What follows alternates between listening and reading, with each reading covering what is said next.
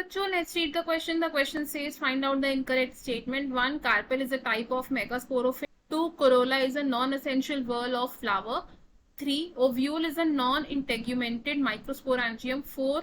Flower is a modified shoot. तो question में हमें बोला है कि हमें क्या करना है, इनकरेक्ट स्टेटमेंट को चूज करना है फ्रॉम द गिवन ऑप्शन. तो सबसे पहले शुरू करते हैं विद द की कॉन्सेप्ट. तो इस क्वेश्चन में हमारा की कॉन्सेप्ट क्या है? Flower.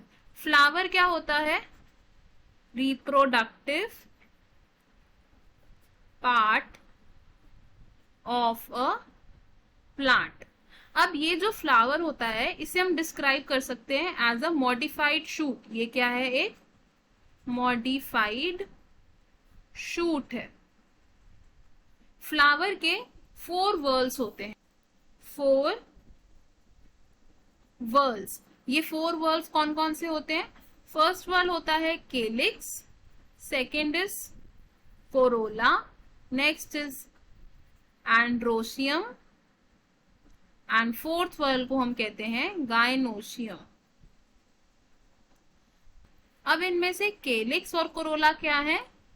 Non essential words. Non essential words क्यों है ये? क्योंकि ये रिप्रोडक्शन में डायरेक्टली पार्टिसिपेट नहीं करते. एंड एंड्रोशियम और गाइनोशियम क्या है?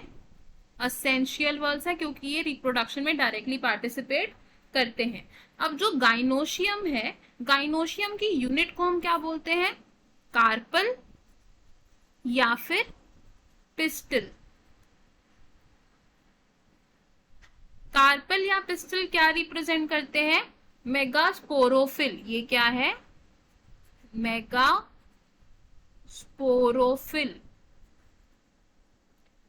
अब कार्पल के कितने पार्ट्स होते हैं?